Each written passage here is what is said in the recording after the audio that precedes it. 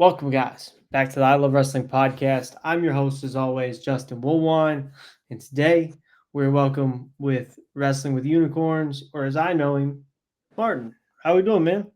I'm doing fine. Yourself? How are you? I'm doing great. I'm doing fantastic. This is something I've been waiting for personally as a fan for quite some time. As I told you off air, I'm a big fan of the crew, which is something we'll get involved. We'll talk all about. But you and your work is something I've known the longest, and you're the last piece of the crew to get on the podcast. So I'm glad to get in here and figure out your story, learn more about you, Thank and you. yeah, all that good stuff. Oh, hell yeah. No, I appreciate you for having me on. I appreciate you for wanting to know my full story. Of So I course. really appreciate it for that. Something tells me this is just part one and something that could be a saga of episodes. So I'm sure we'll just scratch the surface today.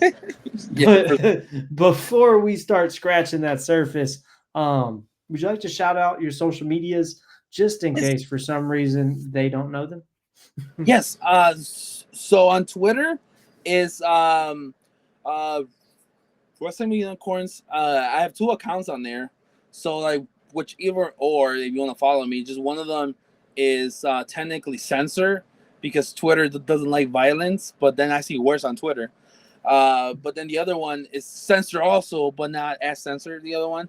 Okay. So either or, Wrestling with Unicorns at X. Instagram is Wrestling with Unicorns completely.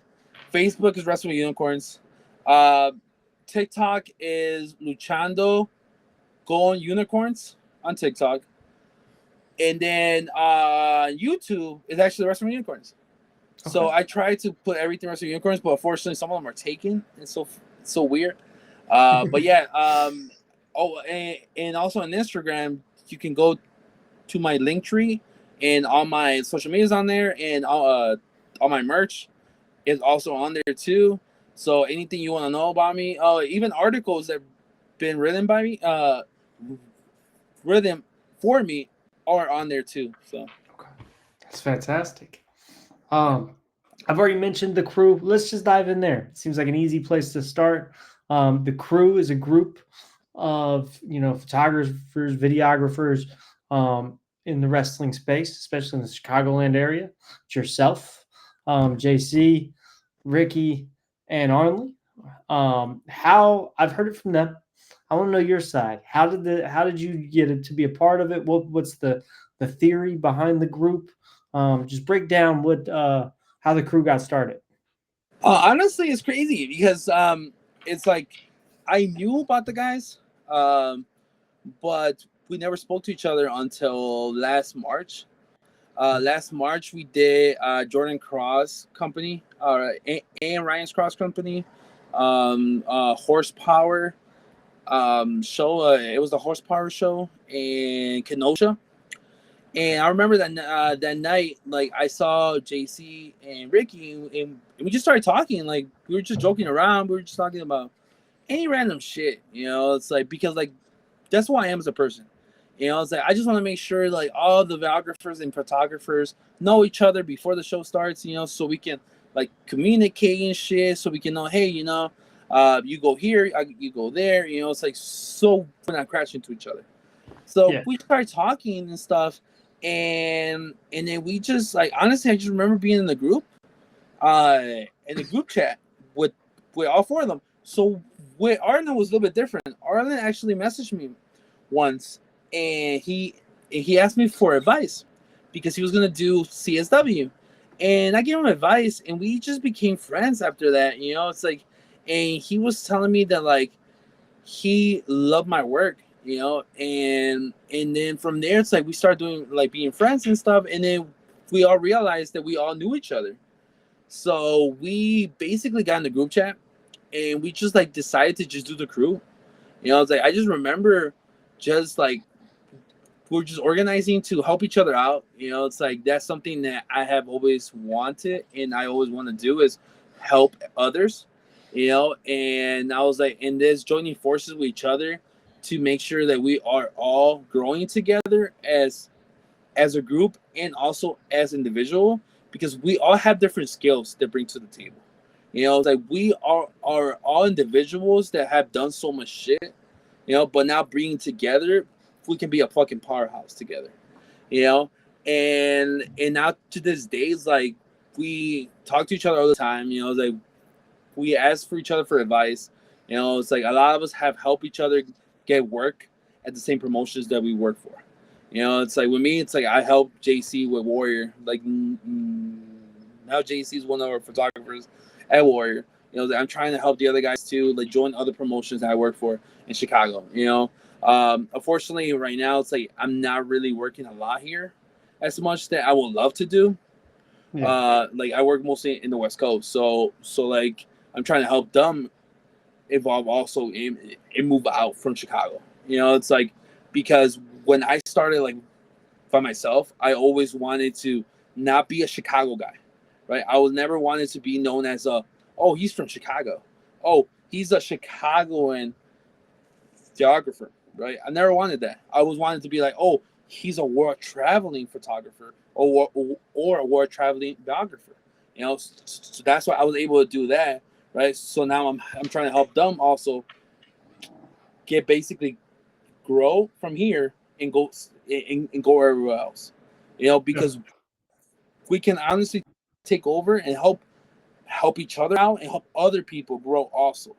It's like that's something that I want to do and they also want to do too, is grow together, but be able to do it in different places or regions of the US or even the fucking world.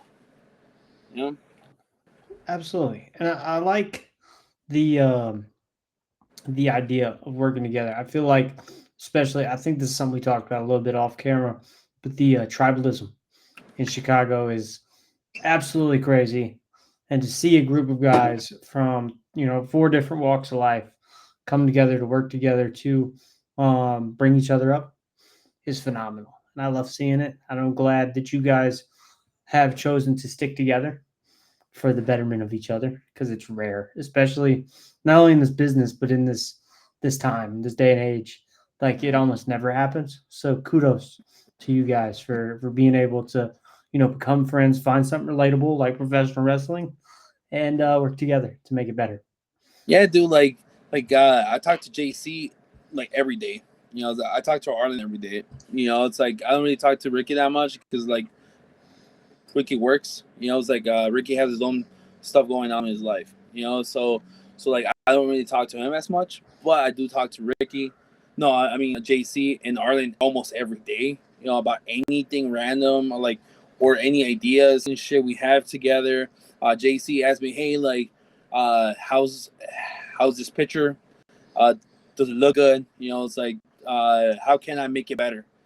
So like that's something I like is that we all ask for each other for advice, because we all want to grow, and we don't want to just grow as individuals, but also as a group and as a unit.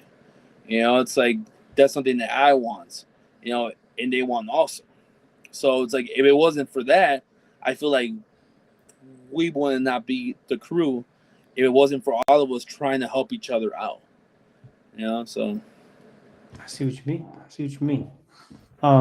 I'm curious, and this is the question I normally start every podcast off with. Obviously, to be a photographer in wrestling, to be a podcaster in wrestling, to be a wrestler, you got to be a fan. yeah. So when did you find professional wrestling, and what made you fall in love with it? So damn. This is my dad he grew up in Mexico, and he was surrounded by lucha libre, because Okay. he lived in the city of Mexico, so he was surrounded with lucha libre, but he wasn't really a fan, at the time he wasn't really a fan, but he used to work in doing carpet for hotels, and one day he traveled to Kansas City, Missouri, and he said that while he was there, he he had some coworkers who saw some of the WCW guys, right? At the time, Conan, Rey Mysterio, Eddie Guerrero, all the Hispanic wrestlers, right? So then all the coworkers my dad went to them and they were like talking to each other, blah blah. So then like my dad, he didn't know who they were for real. Like he wasn't sure who they were because he wasn't a wrestling fan. So he just took a picture with them. You know, it was like he got to know them and stuff. So when he came back from his trip, this was 1998. So I was about like 5 years old, and then he was watching Nitro. And I'm always gonna remember this because he just told me, he was like, "Oh, like I met those wrestlers, you know." So I remember seeing Rey Mysterio without the mask, and he was like, "Yeah, I met him. I met Juventud Guerrero.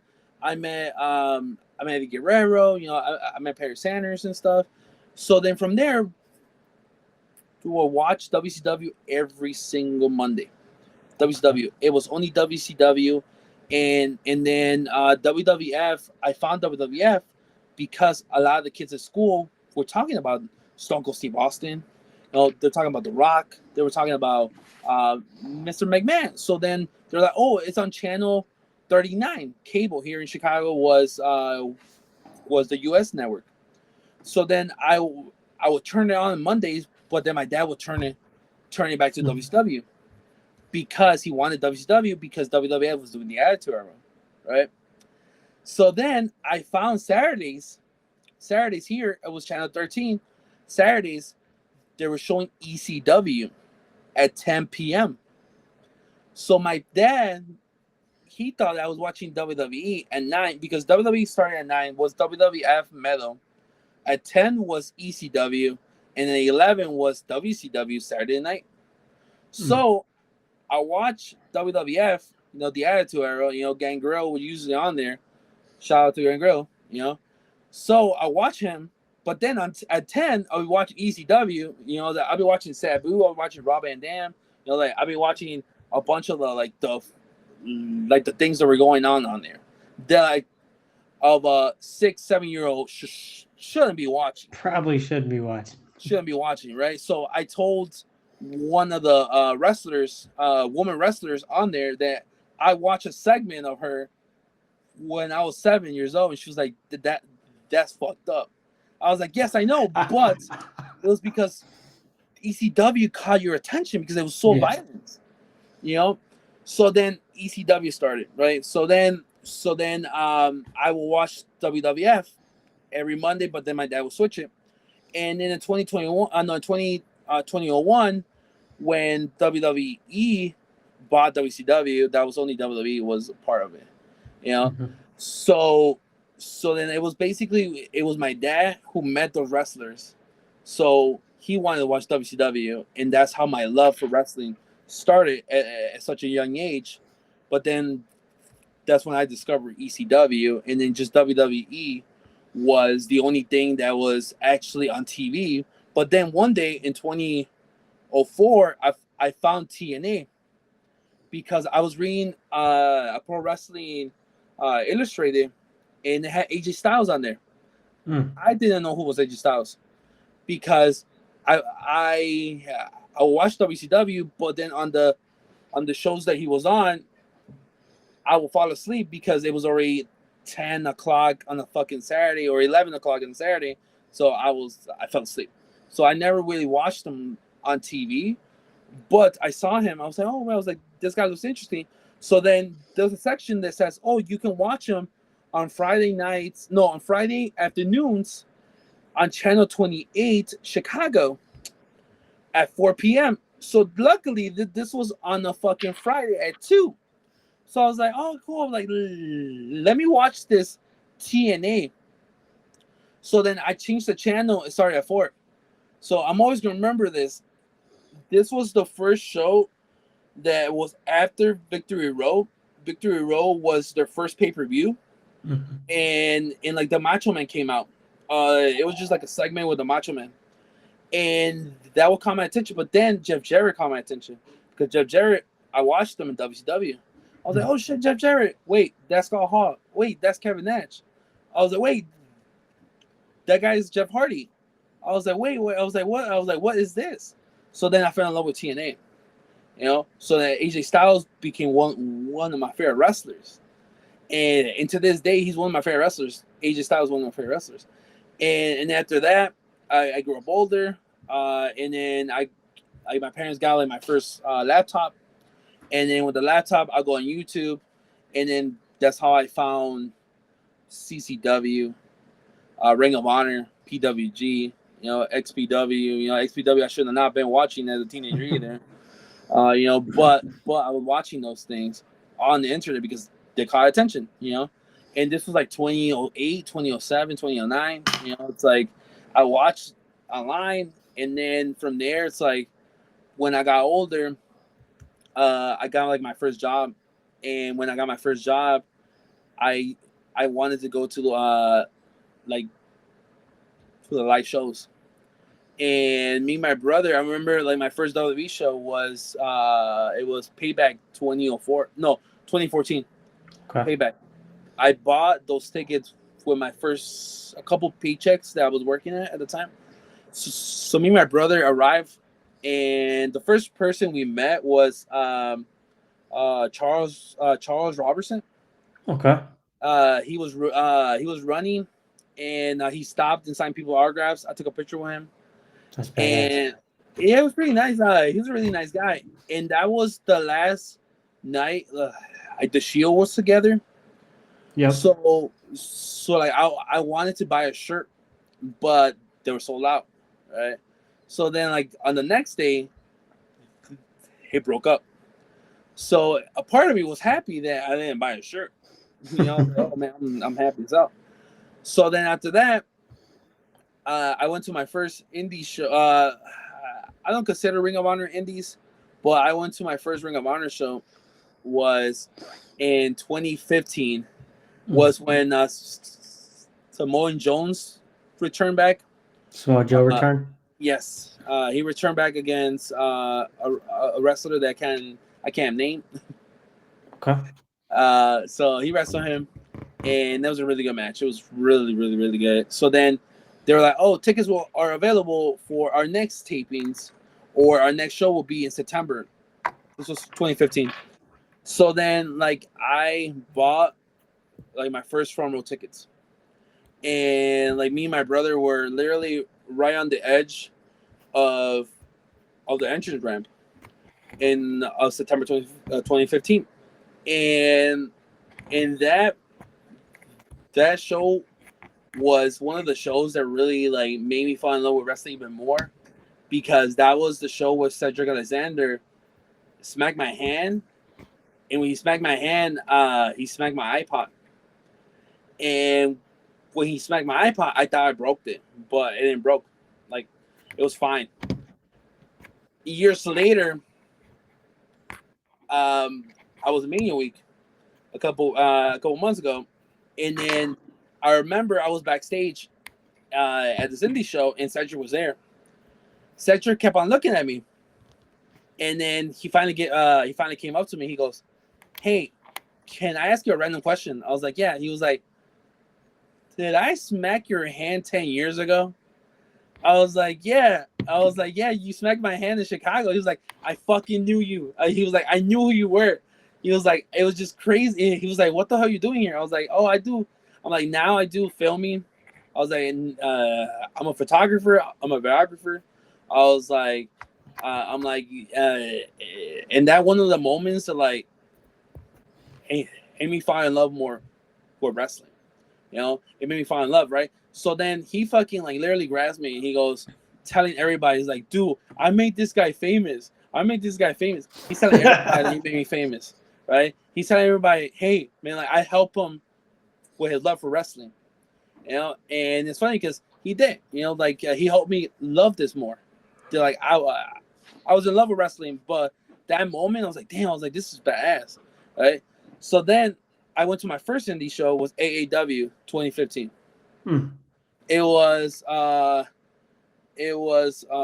sorry, I just got 10 minutes. Let me see. No, it's my mom. So then let me see. I'm sorry.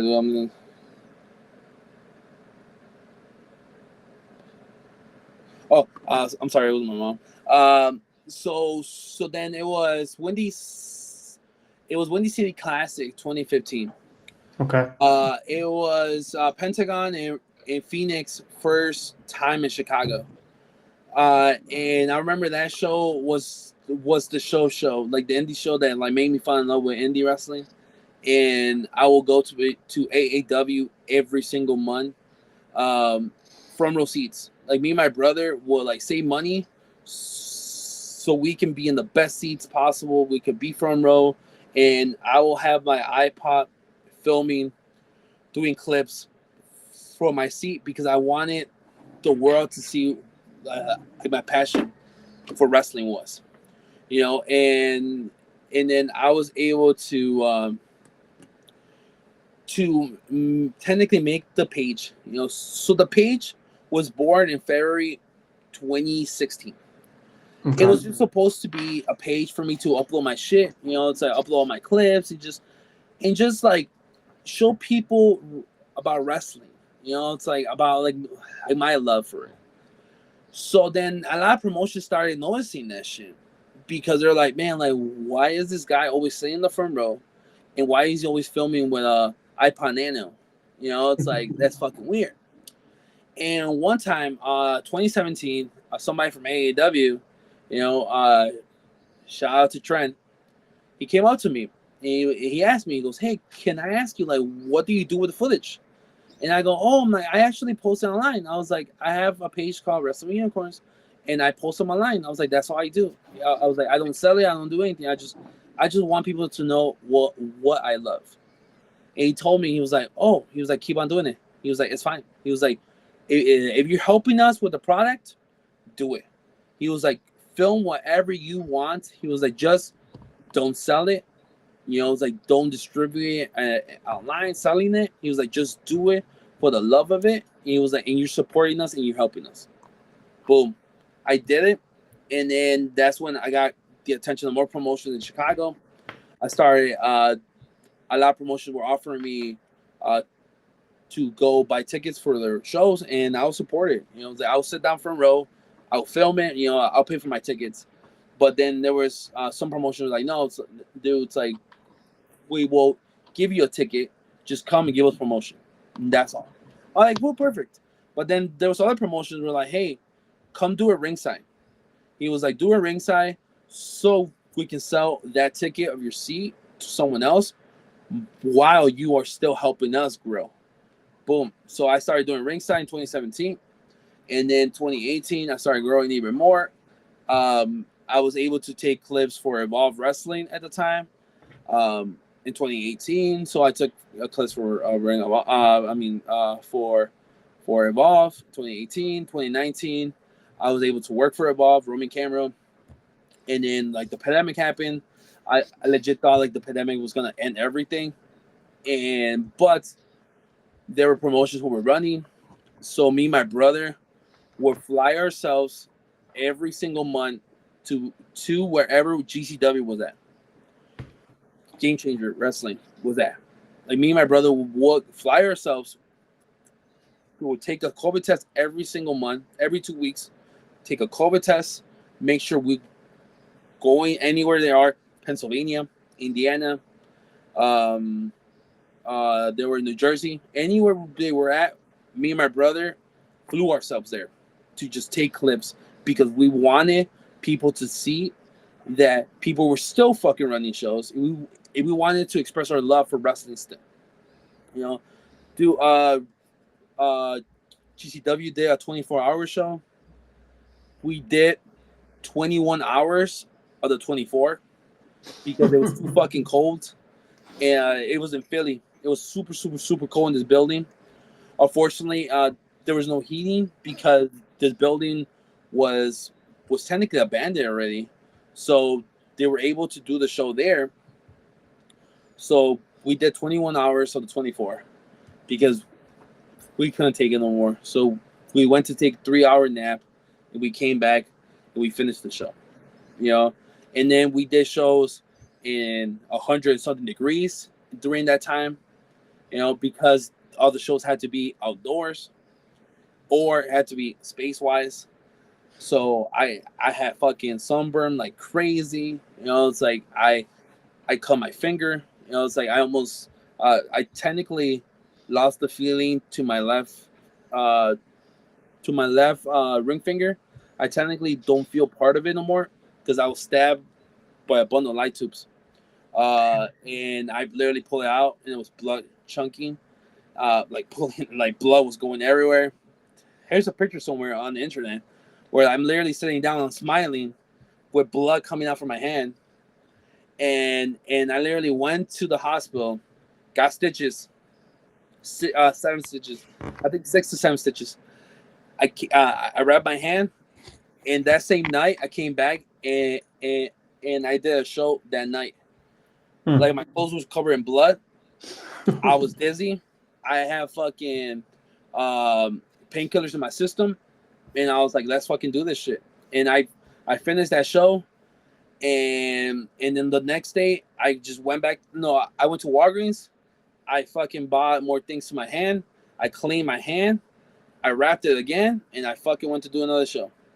You know, it's like I am somebody who loved this bitch so fucking much that like I would do anything for it.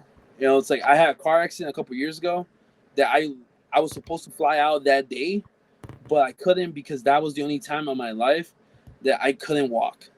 So I couldn't fly out. You know, it's like my passion for this is so much that like I'm willing to do anything for it. You know, I wanted to die for this shit, and I almost did die for it. You know, so like my passion from years ago to now have grown so much. You know, it's like this is something that I love very much. You know, it's like I'm willing to risk anything for it, and it's because I want people to see, and I want to help people to see how beautiful this business is. Even though sometimes it might not be, but it is a beautiful business. You know, it's like it's one of the greatest businesses in the world. You know, it's like people unite together for it. Sometimes, unfortunately, on social media, they'll be fighting about it also, but that's a whole different story. But we try to keep the positive side of wrestling, you know, and that's why I try to show all the positive sides, all the good moves, putting people over on social media because I want them to grow. I want them to go on TV. I want them to be famous. I want them to make money out of this because they're risking their lives. So the best thing that I could do is risk my life so they can go over, so they can be famous on the internet, for them to get the exposure they deserve, so they can help their family grow also, and also them at the same time. I love it. I love it so much. I get just out of curiosity, where did wrestling with unicorns come from? Oh, funny thing. So, when I was trying to figure out a name, I didn't really want it to do the typical headlock or the typical macho thing, you know. Yeah. I have so my background is I have a psych degree with a woman in gender studies, also in my degree, and I was taking a woman in gender class, and that's where I fell in love with like learning more about women in gender studies and stuff, and I was trying to break like the norms, right? Like the social norms, and the social norms was typically a tough name, right? Yeah. So I wanted to do something different. I wanted to do something that will catch your attention. Be like, what the fuck is this? Let me investigate this. Or let me go too deep to what this is. You know, I was thinking about, okay, wrestling, unicorns. Unicorns are majestic creatures. Unicorns do cool things, right? Unicorns are things that might not be real, you know, or might be majestic. Wrestlers are majestic creatures in the ring, you know, like they can do shit that like you can't believe they're fucking doing, you know, and that's how I realized it. I was like, wait, wrestling with unicorns. Oh, let me try that out. So originally, there wasn't a logo. Originally, it wasn't a logo, but at the time, like my ex-girlfriend wanted to do a logo for me, and she did a logo on fucking Photoshop. So So the logo was a head of a dinosaur, and she just basically just photoshopped a horn, right? And I liked it. I thought it was cool, but I was like, no, I want something different, And then I saw this guy who was doing logos online, and I hit him up, and he gave me his rate, and I was like, yeah, this is not that bad. I was like, I need a logo anyway, so I'm like, yeah, I'll pay him. So he created the original logo that's on the screen right now, or in the background. In the background. Yes. So that's the original logo. Wrestling with Unicorns. That's the original logo. And I wanted to do something different also with the logo, catching your attention. A zombie, and plus, it's also an homage to when I was when I was a teenager. I used to wear a lot of the band tees. So like the bands used to wear like different designs, and they had like skulls and shit. So I wanted something that kind of represented that part of my life also, because I thought that was cool. So I'm like, I was like, someone it might wear like I might make it to a shirt, and somebody might want to wear it. Somebody might see it and they're like, oh shit, this is fucking cool. So that's another reason why I told the guy that I wanted something different. I wanted a zombie unicorn, in homage to that, in homage to a bunch of different things that like look cool.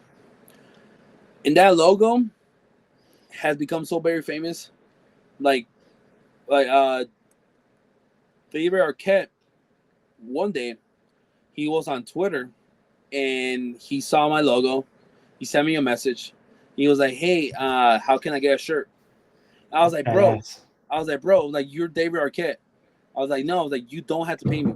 I was like, give me your address and I'll send you a shirt.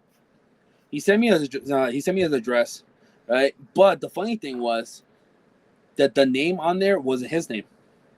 It was a whole different name. So I was like, wait, what the fuck? I was like, please don't tell me that I'm getting catfish, So I sent the shirt anyways, and then about a couple weeks later, I wake up, and on Twitter, I see it says tagged by David Arquette.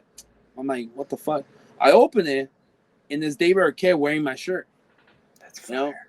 And he literally messaged me. He goes, bro, I love the shirt. He was like, bro, that shirt's so fucking cool. He was like, dude, I wear it everywhere, blah, blah, blah. Right?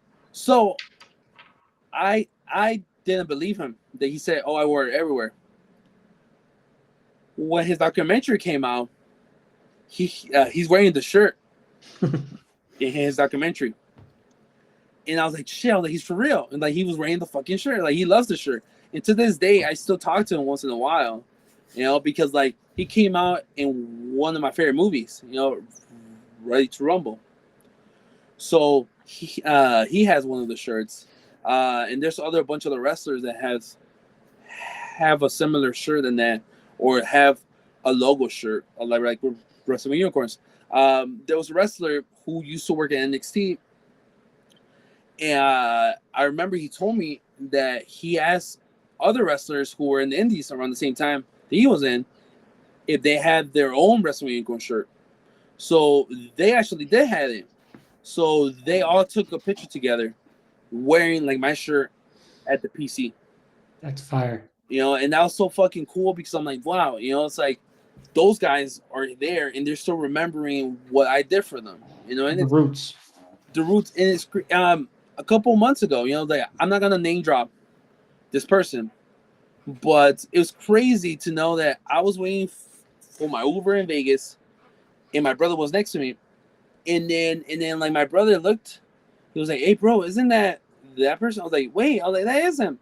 So then this person looked, and he like literally saw me, my brother. He took out his headphones and he came up to me, and he's like, oh man, bro, how you been, blah, blah, blah. And we were talking, and I was like, bro, like, you're killing it in NXT. I was like, I can't believe you're already a champion, because he was a champion at the time, a champion from NXT. And I was like, bro, it's so fucking cool. I'm like, blah, blah. He was like, no, dude, like, thank you for always helping me, and thank you for always supporting me in the Indies. He was like, dude, like, I see your shit all the time. He was like, keep you and your brother keep on killing it. He was like, trust me, a lot of the boys and girls watches your stuff. He was like, all of us talk about your shit. I was like, for real? He's like, yeah, dude, like, he was like, go to your followers and see who follows you on social media. He was like, and those people are the ones that talk about you at the performance center. I was like, bro. So then I went back and I saw who was following me, and I saw he was right. There's a shitload of people from the performance center that follows me. You know, even a producer from WWE follows me also. So it's crazy to know how the impact I did on their careers or on his career. That now he's telling me that they still talk about me in NXT. You know, and a lot of the guys who go to NXT and come back, they still see me like nothing happened. You know, like they still see me like, hey, you know, it's like, how you been? You know, it's like a lot of the guys. Like recently, I saw a wrestler who left NXT and who was one of my friends in the Indies. I saw him. And I was like, bro, how you been? I was like, dude, like you killed it in NXT. He was like, yeah, dude, like things happen. But he's like, but I'm happy to be back. You know, and I'm like, dang, I was like, I'm happy to see you back. Because I'm like, this moment reminds me of the good old days when you were 10 years ago. You know, it's like you were one of my good friends in the beginning of my career. Like I told him, you know, and just seeing a lot of the guys making it up there, and it just makes me proud. You know, that every time I go to a WWE show or an NXT show or whatever show, like a top like major promotion and shit, like and seeing them perform, shit, I was like, dude, like I remember seeing you performing for 50 people, you know, or even 10 people, and now you're fucking killing it. You know, it's like there's a wrestler that like I'm known very close, very like I used to be very close to this person, and he wrestled in WrestleMania.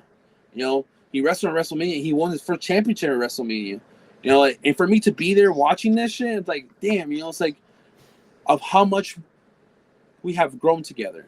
You know, and that's something that I appreciate is that how much I've grown with a lot of the guys, and how much a lot of the guys appreciate that. You know, and they still remember the name, the logo.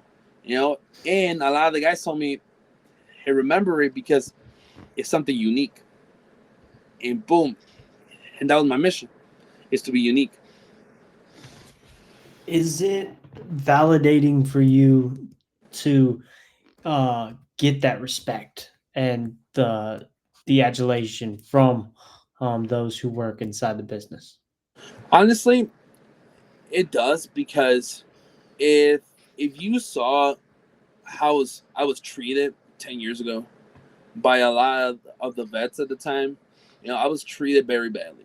You know, I was like, I'm gonna be open about it. You know, I was treated badly by a lot of them because they were like, "Oh, you just hold a camera, or you just filming stuff."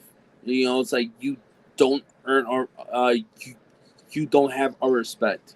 You know, because you haven't bumped or you haven't done this. You know, but now 10 years later, you know, it's like a lot of the guys are like, dude, like you deserve this. You know, like you deserve where you're at. You know, and one of the wrestlers, who legit made me feel like I fucking matter. Like made me feel like, damn, you know, like this is something that I'm a purpose. You know, and this person made me feel like like I was. I was at a show once, and I was literally right next to the locker room, and this wrestler came out because he was gonna go to the bathroom, and when he left and came back, he saw me. He was like, "What the hell are you doing right there?" And I go, "Oh, I was just because like the locker room is for the boys. You know, like the locker room is something sacred, you know." And he was like, "You're technically a part of the boys." He was like, "You're technically a part of us." He was like, you have earned our respect." He was like, "Because you do this shit for us. You make us look good." He's like, "You do this shit without even getting nothing in return." He was like, "You maybe are getting paid, you know, but we know that you're not getting paid enough." He was like, you earn our respect. He was like, you earn my respect.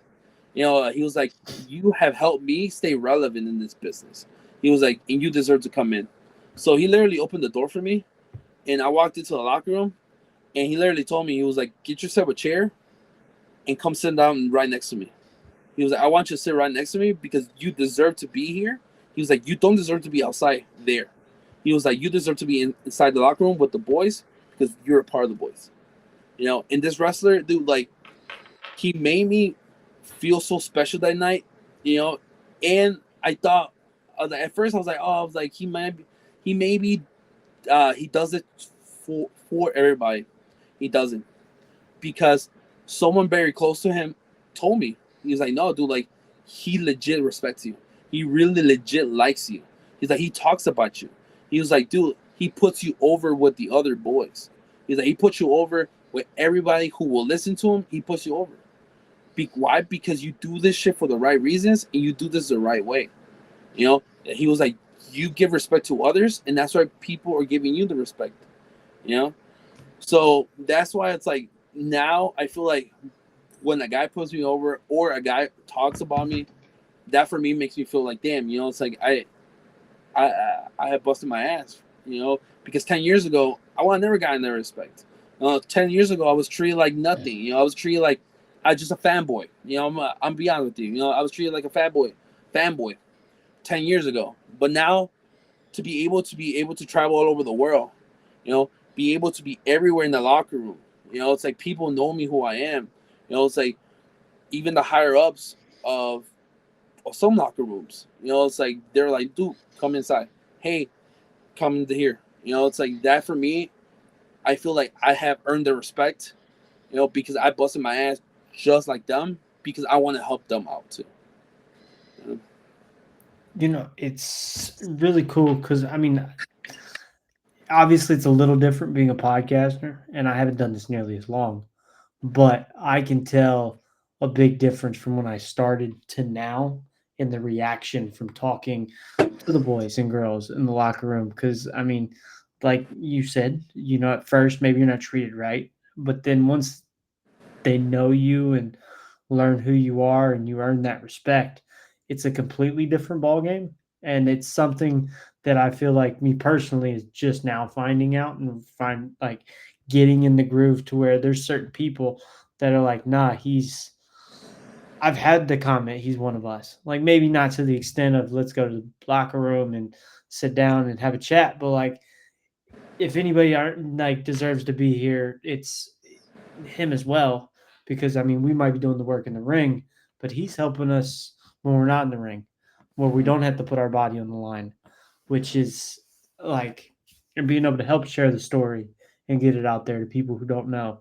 So it's really cool to know that it's also like similar with you being able to take pictures and capture these moments and videos and being able to share it with the world because I like kind of our job is to you know there might let's say we're at an indie show there's 150 people in the building.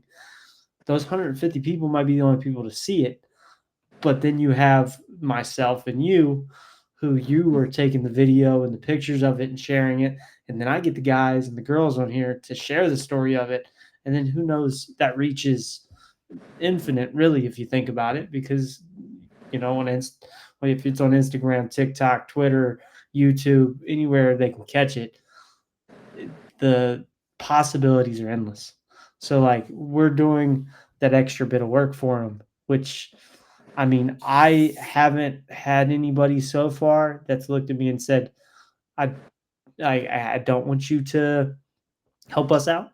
You know what I mean? I've had people that's maybe we've had some miscommunications or we haven't figured it all out yet, but I haven't really ever had a guy or a girl look at me and be like, I don't like what you're doing.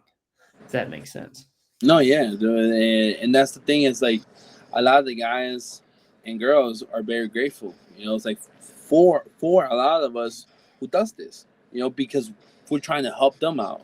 You know, because sometimes, yes, you know, it's like they might have a good following, right? But the thing is, it's like you might be hitting an audience that they don't know about them. You know, Exactly. you maybe have a whole different audience that they never been exposed to them before, and you're giving them a platform to help them out grow, while you're still growing because they're helping you get the audience from them while they're getting your audience, and it's a win-win situation. It's like I feel like this is a mutual thing. It's like you're helping them and they're helping you out because you are networking with them also. And there are many ways that you can network with the wrestlers or people in the business the right way. It's like, and it's not being a creep.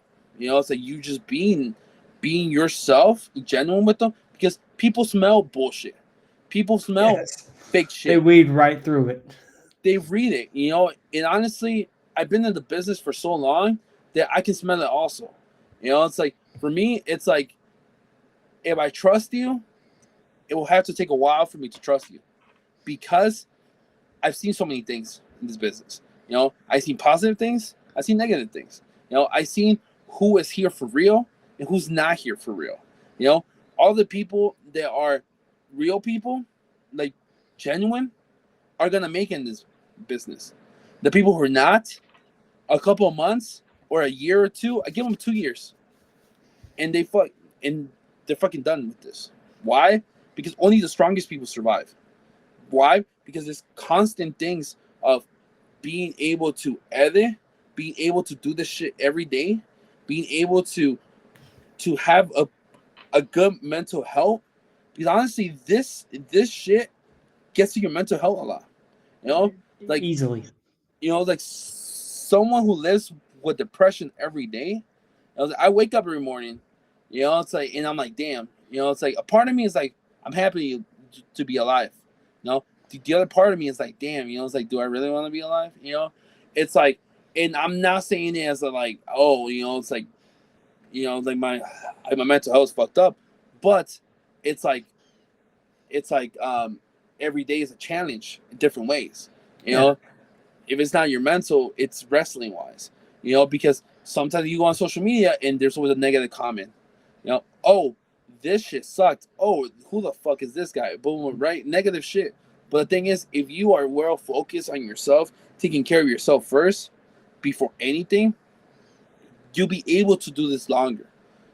Sometimes you have to grow a thick skin Definitely. and not let anything bother you, because honestly the smallest thing will bother you. But if you grow that thick skin and then you just do it for the right reasons and you do it for the boys and the girls, you'll be fine. But you just have to make sure that you're okay. There have been moments that I haven't been okay, but the thing is, I still fucking overcome everything because I want to make sure that I'm helping them out before I help myself out.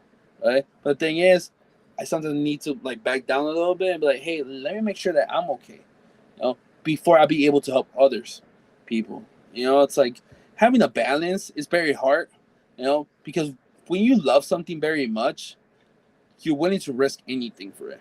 You're willing to put your sanity. Like, dude, like I tell people, I've lost girlfriends to the business, I lost friendships to the business, and I lost my sanity to this fucking business.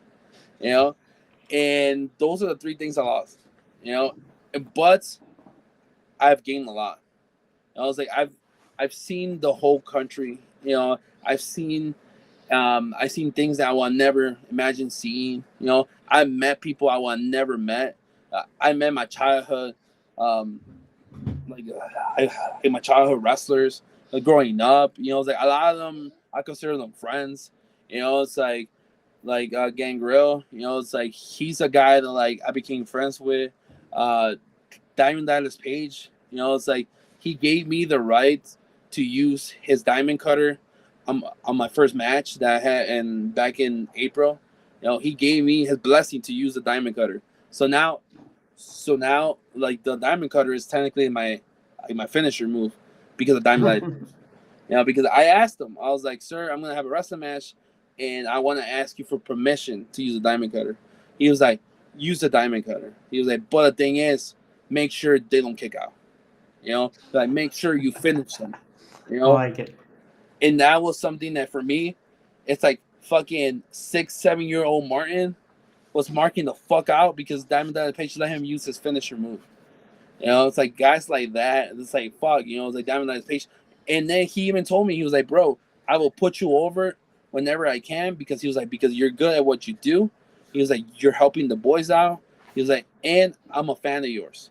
He literally told me that, dude, and that meant the world to me because it's like, damn, it's like people that have been in the business for so long actually like my work, and even to have my work on TV, it been a crazy ride. It's like craziest shit ever being on TV, being on Telemundo. It's like having my work on Telemundo is crazy.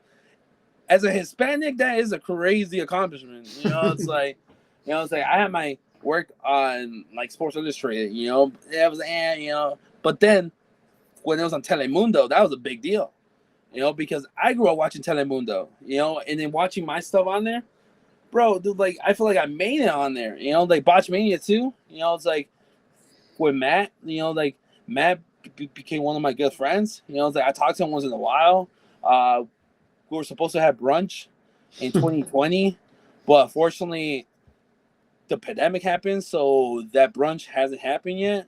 So hopefully, it will happen one day. It's like I want to get to know him too, because like he been really a big fan of mine. Like, I've been a fan of his, and he been a fan of mine. So it's really fucking cool to know. Hey, it's like he's a fan of yours. While I was technically like 10 years ago, or like even not even 10 years ago, I used to watch Botchmania, and then seeing like my work on there, even that was even a bigger accomplishment. It's like I can tell you, it's like it's been a wild ride, and I feel like the ride hasn't been finished, and the ride is not gonna be finished. And like I tell a lot of people, sometimes I joke around, and I say, oh, it's like once I'm like, oh, I'm gonna retire. Oh, I'm gonna do this. Oh, I'm gonna retire. I'm gonna be done wrestling. Honestly, I'm not. I'm never gonna be done with this shit. And the only way I'll be done with this shit is if I'm dead. And that happened a couple times before. So like I'm like that has tried to take me away, but I'm still here. It's like I'm still here, and until I can't fucking do this shit no more, I'm gonna stop. It's like doing ringside. It was like I've done over 1,000 shows now in 10 years. It's like I seen so many great moments, so I don't want to stop this because it's kind of a drug. It's like you get one sip of it or you get one puff, wherever, and you want more. You keep on doing more, Always doing more. And once you're ringside, that's even more. It's like for me, it's like it's like an experience like no other. Like you being able to be so close to ringside, filming it. You feeling the emotions on the ring. It's like I've been a part of some battles. They've been amazing battles that they've been whooping the shit out of each other. And I'm just there like, damn, like they're beating the fuck out of each other. Like I've been one of my favorite matches that like they were beating the shit out of each other will always be Josh Barnett and Cesaro Suzuki. 2019. It was Blood Sports in New Jersey. And they were beating the shit out of each other, man. They were boss. I remember that day so fucking clearly because I was hearing them in the fucking ring, the chops, the fucking hits. It was something of pure beauty, man. It was like so beautiful, and after that I seen other battles, but that's one of the matches that like, damn, man, I love this shit, man. I'm so honored to be so close to this shit that I'm seeing it. I'm seeing the emotions. I'm seeing the chest red. I'm like, this is beautiful. So yeah, it's like once you get one show, that you want more. You want more. You want more. It's like, and it's like something you never want to stop. absolutely. So, I know you just mentioned one moment. I'm gonna throw this last question out here before I let yeah. you go. It's kind of a two-parter. What's been your favorite moment you've been a part of, and also what are you most looking forward to of 2026? So there's a shit of moments I've been a part of. Honestly, I'm gonna be honest with you. I've been the shit of part of moments. I seen, I seen Vikingo flying from a top of the fucking stairs to the fucking ring. I've seen a bunch of lucha matches, but a moment that like I really, really, really, really, really gonna treasure a lot will always be the return of uh, uh, uh, one of my closest friends, um, Marcus Crane. He passed away a couple years ago, and in this day, I remember it so clearly because this show was in Florida. It was for Mania weekend, and I saw him, and he had surgery for his skull, because he had an infection and he had surgery, but now at the time he had his skull fixed. And I jokingly saw him and I go, dude, I was like, man, I'm like, man, it's gonna be wild as fuck if you wrestle this weekend, right? And he was laughing, he was like, nah, he's like, nah, I don't think so, blah, blah. So then I remember it was Planet Death, GC, so that show was gonna be all that matches.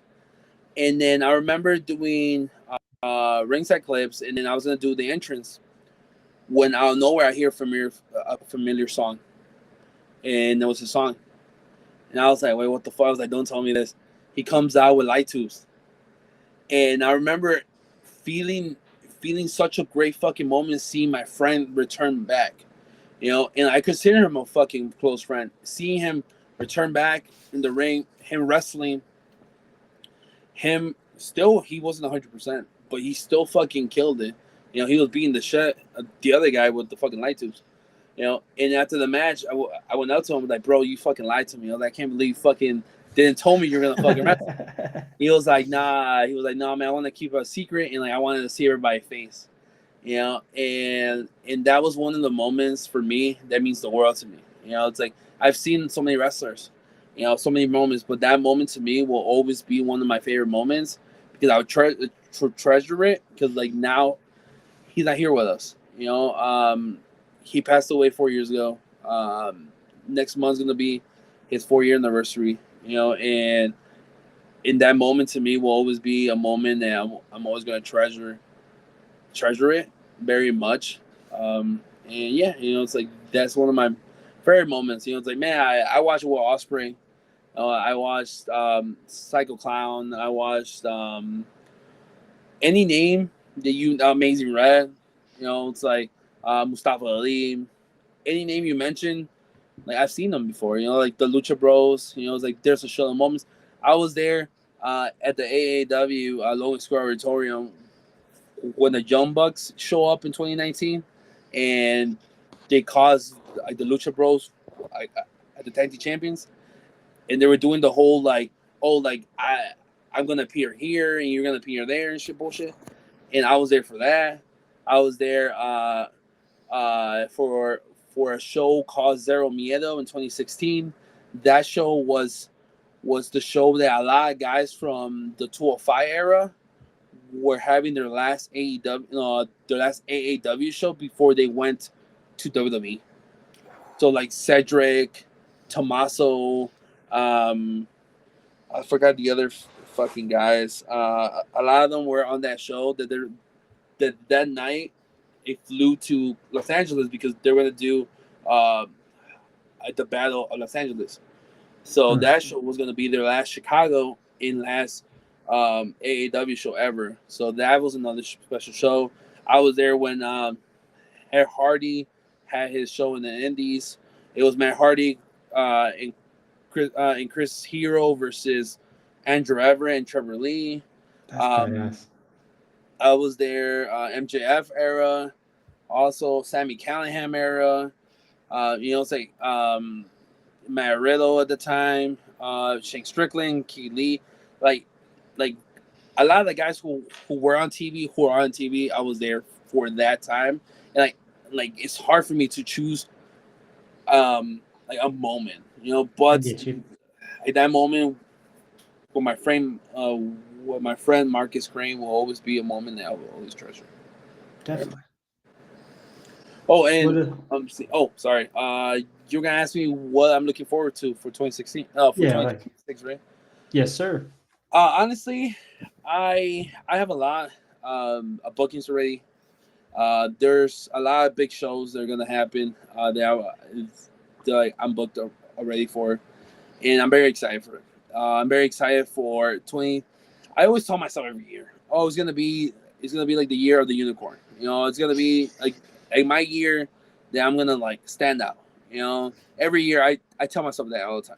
You know, but honestly, with the schedule, I'm seeing the schedule that I'm having, and like the passion I'm building even more now.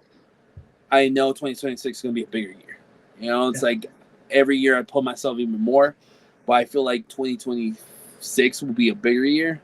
It's like I feel like 2026 is gonna be the year even more of a unicorn. It's like, and I'm hoping 2026 will be the year that like something big happens to my career. It's like currently right now, I am the participation champion of the world. So I have a championship belt. Like I'm legit a champion. I have it hang um, in my drawer right now. So I have it there, like making sure that it's safe. So I'm legit a champion. So like I I I want to defend it more in 2016. No, in 2026. 2016. That was 10 years ago. Uh, it's like I want to defend it more. It's like I want to take the belt even more to everywhere I go because I carry it everywhere I go. You know, because it's like I want to be more than just a photographer. It's like I am more of a photographer. But I say as a joke, I tell people every time somebody asks me, "Oh, what do you do?" I'm like, "I'm just a photographer." I do it as a joke for myself. But I know that I'm not just a photographer. I'm more than a photographer. It's like I do more things than just being a photographer. But yeah, 2026, I feel like it's gonna be a bigger year. It's like I feel like I want to get myself even more out there. Than I am now. I want to travel even more. It's like I want to go. Right now, I'm currently figuring out a tour in the UK, Europe, right now, for the summer. So I'm just trying to figure out my dates and stuff, like everything fit together, so I can be able to do a UK and then go to Europe. So I'm hoping that happens in 2026, but I'm figuring things out. I have Warriors coming up, like Warrior announced on the day they have 5 months 5 of more shows. Chicago dates, I think. Yeah. Yeah, Chicago dates, and then like I'm working with Tasmania, and they're doing a traveling thing also. Tasmania, they're a lucha promotion, so they're doing the traveling also too. So I'm gonna be working with them also. So I'm gonna be traveling a lot. Um, so like with like that is just wanting to just keep on going. It's like the, that's why I want 2026 to not be stopped anymore. It's like 2026 to not let anything get in the way of myself growing or get in the way of something that I love. Because unfortunately 2025 I let other things get in the way of my love for wrestling. I let other people control my love for it when I knew that I love this shit more than anything else in my fucking life. But now I know 2026, I'm not gonna let anything get in my fucking way of making sure that I am growing, making sure that I keep on doing this shit for everybody. Like making sure that that wrestling with unicorns will live forever. And that's what 2025 I decided to do a weight journey also. So like I've been losing weight because I want to keep on being the better version of myself. You know, I I feel like I wasn't being or looking like myself, or I feel like if I kept on doing the same things I was doing at the time to now, I wouldn't be able to continue doing this. Like now I feel like I'm more edge style, or I feel like I'm able to run more around ringside and be able to move again than I used to, because now I'm a little bit more like I feel a little bit more faster. So making sure that I'm taking care of myself also, but then also making sure that I'm taking care of other people. So 2026, I feel like it's gonna be a great year. I like it. Thank Man, thank you so much. This was an absolute pleasure. We're definitely gonna do more of these. Oh, 100%. This shit was fun. I know we did at the beginning. You want to shout out your socials one more time, just in case for some reason they don't already know who you are. Yeah. Just follow me on X. For Wrestling with Unicorns. There's 2 pages, and both of them are legit. TikTok, Wrestling with Unicorns, or Luchando with Unicorns. YouTube, Wrestling with Unicorns. Instagram, Wrestling with Unicorns, and also Facebook. It's like, please go check out Facebook, because Facebook is the only one that I'm actually trying to make money off. So please go to Facebook. Got you. And then if I know you personally, you can add me on my personal Facebook, because it's literally right there. It's like I share shit from my personal, but only if I know you, I will add you. But if I don't, I won't add you. So yeah, so just if anybody has questions about the business or things that are legit, a legit question, no weird shit. I'm saying it now, no weird shit. You can message me any questions or any doubts you guys have. Okay. Thank you. Like I said, this is only one of many. So I'm gonna leave this at see you next time, Martin. See you next time, man.